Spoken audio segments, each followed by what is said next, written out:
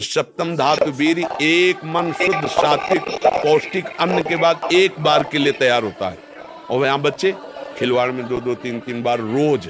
अब क्या होगा, उनका हड्डियों तक की सामर्थ्य नष्ट हो जाएगी, कुछ दिनों बाद देखना बंद हो जाएगा, ऐसे चौंधियाने लगोगे, खड़े होने में चक्कर आएगा, कमर दर्द करेगा, पैरों में टूटन बनी रहेगी, दिमाग में टेंशन बनी रहेगी, पढ़ोगे तो कुछ याद नहीं रहेगा, स्मृति नष्ट होने लगेगी, एक नास्तिकता छा जाएगी, फिर जीवन भार लगेगा, फिर नशा में उतर जाओगे, फिर तो बस गए, फिर गए। अब कौन मानता है संत महात्माओं की बातों को? समझाते हैं तो साधु महात्मा है तो अलग बात करते हैं। नहीं, हर बहन भाई को 20 वर्ष तक नियम पूर्वक ब्रह्मचर्य रहना चाहिए। ये जो व्यवहार चला है, अब क्या है कि कुछ भी बोलो तो जबान पे लोग अंकुश की वो तो ऐसा बोल रहे, ये जो मोबाइल की सुविधा और उसमें सब गंदी बातें देखना, अब आप पढ़े लिखे हो, सर्च करो, सब आ जाएगा।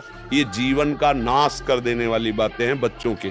माता पिता को इन पे सावधान रह करके अंकुश करना चाहिए। अभी आप 1 साल ब्रह्मचर्य रहिए, आप फिर देखिए आपके विचार कैसे होते हैं, आपको के शरीर में कैसी ऊर्जा होती है, आपका प्रतिज्ञा, आपके वचन, आपकी चेष्टा, आपकी क्रियाएं कितनी मतलब पवित्र और साफ स्वच्छ एकाग्र। मन, प्राण और वीर, ये तीनों का एक तारतम्य है। एक कंट्रोल में हो जाए तो ये दोनों कंट्रोल में हो जाएंगे।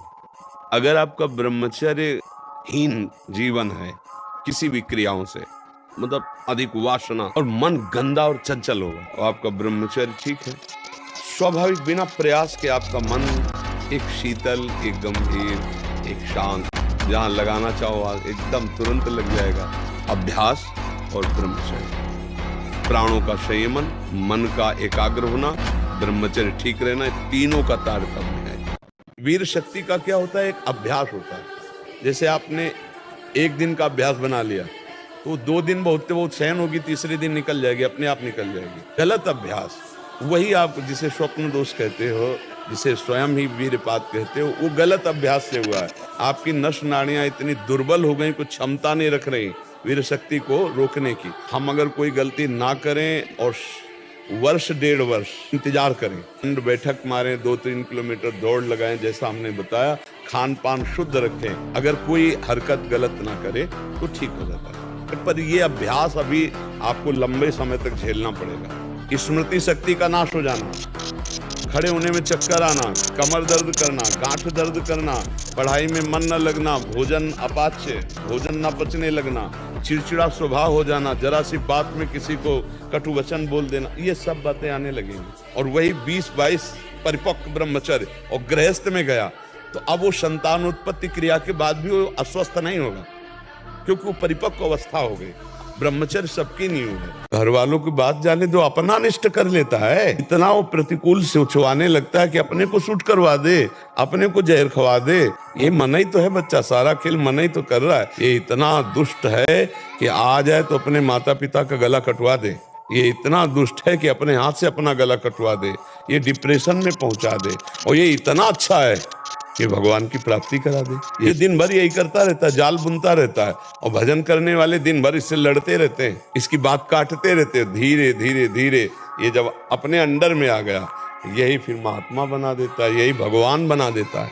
मन की गंदगी को संभालो, ये जो गंदी बातें सोच रहा है इसके सुधारने का एक उपाय है, नाम धरकर ये पवित्र होने लगे। 9 वर्ष तक गुरुकुल में रहा, तो मेरे जितने मित्र थे सभी सन्यासी हो गए, और अभी मैं व्यवहारिकता में आ रहा हूँ। गुरुदेव, इस व्यवहारिकता में हम अपनी जो आध्यात्मिकता है, जो उसको हम कैसे किस तरीके से साथ लेकर के चले? व्यवहारिकता मतलब ब्याह करके गृहस्थी में जी गुरुदेव। हाँ, तो उसके लिए फिर एक बात ही रहेगी, संतान उत्पत्ति का लक्ष्य रख करके महीने में मासिक धर्म की पवित्रता के बाद एक बार संतान, तो फिर आपके शरीर और ब्रह्मचर्य पर कोई फर्क नहीं पड़ेगा। धर्म पूर्वक पानी ग्रहण करके, अगर व्यभिचार प्रवृत्ति में उतर जाए तो फिर गलत हो जाएगा। संयम ही रखे। अब तो अपनी आयु बहुत कम है, तो उसका क्या उदाहरण दे? महाराज कश्यप जी 10,000 वर्ष तक ब्रह्मचर्य रहकर जब अपनी पत्नी विनता से, तो अरुण और गरुण जी प्रकट हुए। अरुण भगवान सूर्य के सारथी और गरुण भगवान हरि के वाहन। तो ऐसे भजन और सत्य पूर्वक तो देश भक्त संतानें होंगी, भगवत भक्त होंगी, संयमी होंगी, तो ये कोई हानि का विषय नहीं गृहस्थ धर्म, पर बस ध्यान ही रखना है कि संयम रहे, उसमें भी संयम का बर्ताव रहे, नहीं तो फिर वो तेज नहीं रह जाएगा, वो बात नहीं रह जाएगी। व्यर्थ में ब्रह्मचर्य को नष्ट न करे। हाँ, संतान उत्पत्ति की भावना से जो किया जाए तो वो पूजा ही होती है भगवान की, क्योंकि सृष्टि ये बढ़ाने की सेवा भी तो मिली ना। हाँ, तो आप ऐसा करो, नाम जप करते रहना और व्यायाम कभी मत छोड़ना। ब्रह्मचर्य जीवन है, ब्रह्मचर्य जीवन है, ब्रह्मचर्यहीन जीवन मृत्यु है।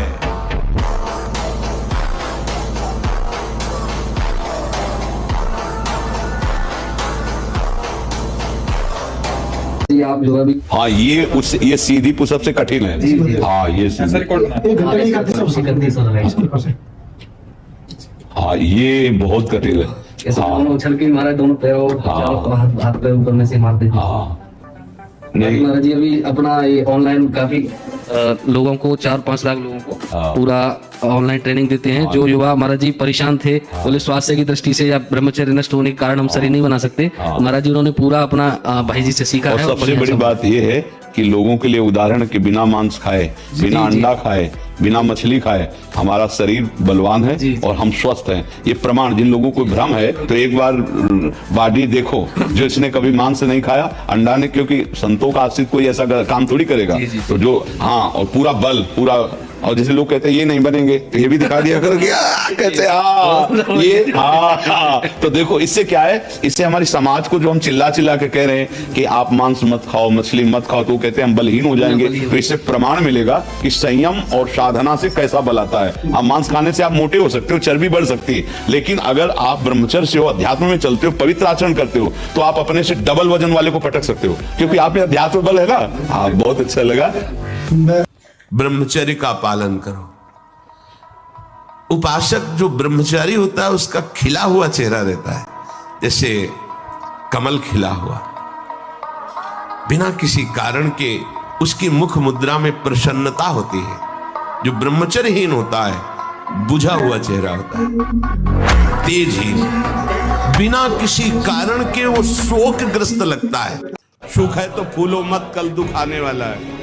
शरीर स्वस्थ है तो अभिमान मत करो, कल कोई रोग आ जाएगा। जीवित हो तो अभिमान मत करो, कल ही मृत्यु आ सकती है, आज भी आ सकती है। होश में खूब धन संपत्ति है, कल ऐसा हो सकता है टुकड़े टुकड़े के लिए मोहताज हो सकते हैं। ऐसा होगा कि आप समस्त विषय भोगों के बीच में रहते हुए आप निर्मल रहेंगे। आपका मन ऐसा हो जाएगा जैसा भुना हुआ चना, भुने हुए चने में चाहे जितना खाद पानी लगाओ अंकुरण नहीं आएगा। ऐसे ही जो इस रहस्य को जान गया, चाहे जितने सुंदर सुंदर विषयों के बीच में हो, उसके हृदय में कभी भोग वासना जागृत नहीं हो सकती।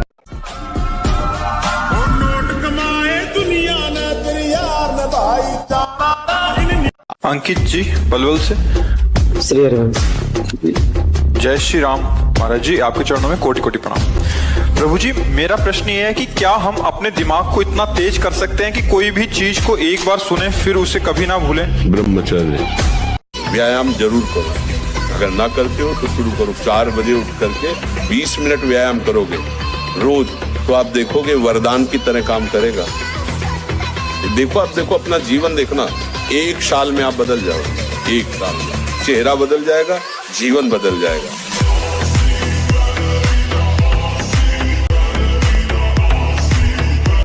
पांच वर्ष ब्रह्मचर्य ने केवल इसलिए किया जो हमारी संतान हो वो बहुत देशभक्त, हरिभक्त, बलवान, विद्वान, ज्ञानवान हो। वो आप नियम से दोनों भजन करो और 5 वर्ष बाद गर्भाधान करके संतान उत्पत्ति के शास्त्र सिद्धांत अगर वो महापुरुष न पैदा हो तो बताना। मन की बात मानना बंद कर दो, क्योंकि बहुत गद्दार आदमी, जैसे गद्दार आदमी नहीं धोखा दे के हमें मरवा देता। देखो कैसा, अगर वो गलत हो गया तो हमारा ही गला कटवा देगा हमारे ही हाथ से, हमको ही जहर खवा देगा हमारे हाथ से। बहुत गलत है, बहुत गलत है। इसीलिए मन को सुधारने के लिए नाम डंडा है। नाम जैसे जैसे नाम जपोगे तभी वो मन नहीं लगता नाम में, क्योंकि नाम जपोगे ना तो वो सुधर जाएगा, और वो सुधरना चाहता है बिगड़ेल है ना, तो इसलिए नाम जप करो।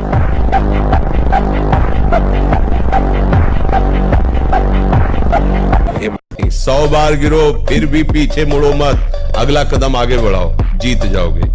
जो इस मार्ग पर, अध्यात्म मार्ग पर, आनंद मार्ग पर चलना चाहते हैं, तुमको एक इंद्रिय के संयम के लिए 5 इंद्रियों पर संयम करना होगा, ज्ञान इंद्रियों पर। एक बात सुधारने के लिए ब्रह्मचर्य का रक्षा तभी वो उपासक कर सकता है जब सर्वतोभावेन ब्रह्मचर्य होगा।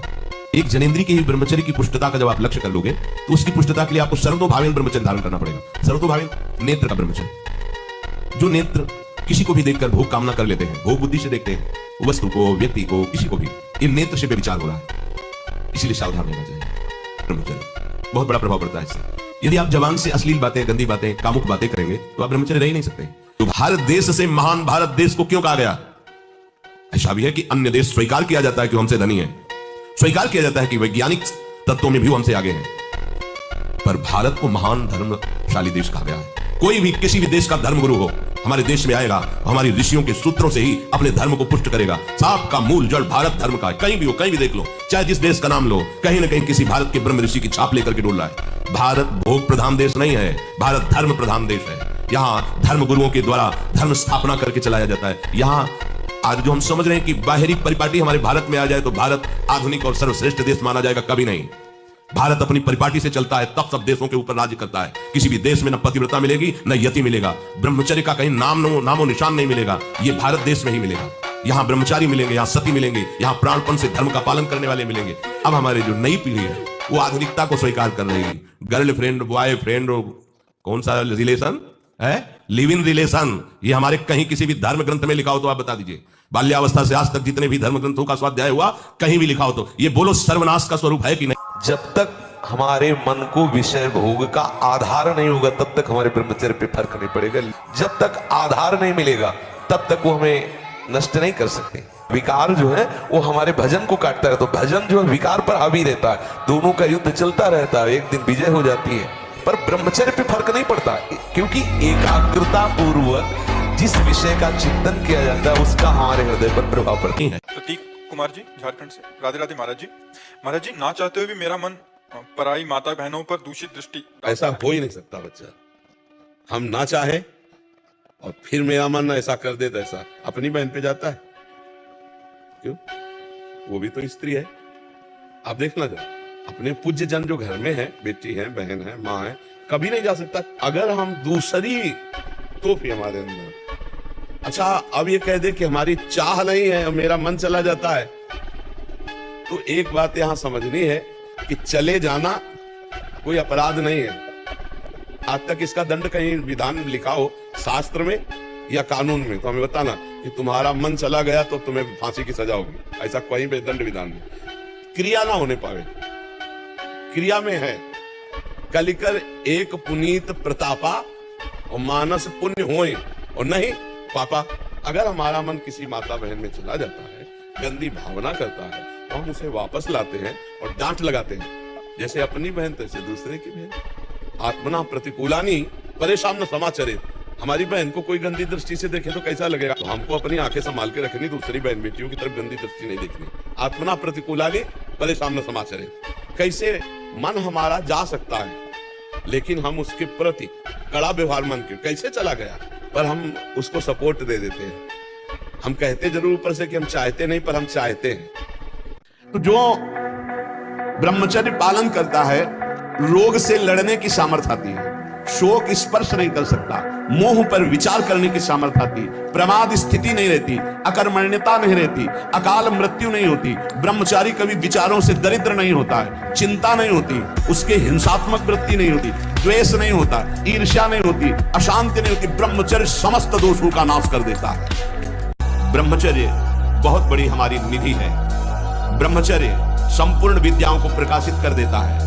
ब्रह्मचर्य समस्त वैभवों का स्वामी बना देता है। ब्रह्मचर्य समस्त दुर्भाग्य को मिटाकर सौभाग्य प्रदान करता है। ब्रह्मचर्य परम श्रेष्ठ पदवी, ब्रह्मचर्य परम स्वतंत्र स्थिति, ब्रह्मचर्य संपूर्ण उन्नति का बीज है।